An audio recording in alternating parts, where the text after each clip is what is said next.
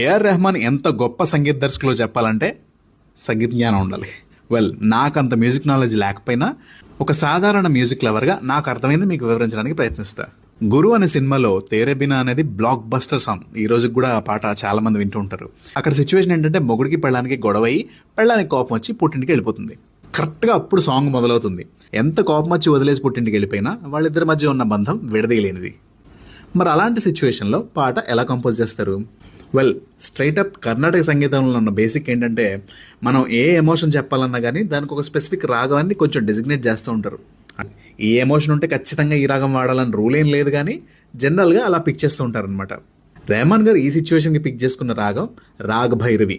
జనరల్గా అదొక ప్రేయర్ సాంగ్స్కి కానీ లేదంటే భక్తి రసమైన మూడ్ కోసం వాడుతూ ఉంటారు. సో ఈయన ఆ రాగాన్ని పిక్ చేసుకుని వీళ్ళిద్దరి మధ్య ఉన్న దూరాన్ని, మిస్ అవుతున్న ఫీలింగ్ని, లాంగింగ్ని ఎంత బ్యూటిఫుల్గా ఎస్టాబ్లిష్ చేశారనేది సాంగ్ మధ్యలో వచ్చే సర్గమ్స్ వల్ల మనకు అర్థమవుతుంది.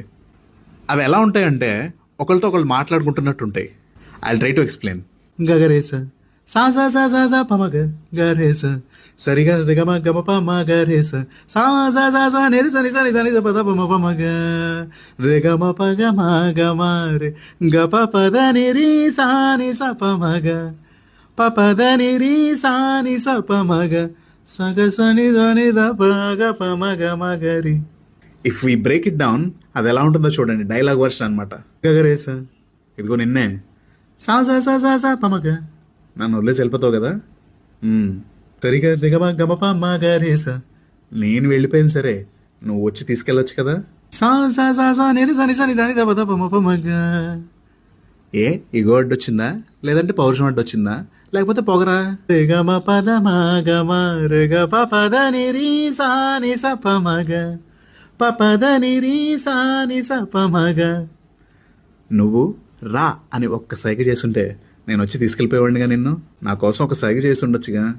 ఇక ఆఖరిలో సగసని దాని దపగరి. సరే నాకు తప్పుతుందా, ప్రేమించాను, నేనే వచ్చి తీసుకెళ్తాలే. ఇప్పుడు నేను పాడిన సర్గమ్స్ అన్నిటినీ ఒక గ్రాఫ్ మాదిరిగా వేసుకుంటే ఇలా ఉంటుంది. అంటే ఒక సంసారం అనే భవసాగరంలో ఎన్ని ఎత్తు పొలాలు ఉంటాయి, ఎన్ని అప్స్ అండ్ డౌన్స్ ఉంటాయి అనేది ఈ సరిగమల ద్వారా చూపించి వాళ్ళిద్దరి మధ్య ఉన్న రిలేషన్షిప్ని ఆయన ఎస్టాబ్లిష్ చేసేసారు.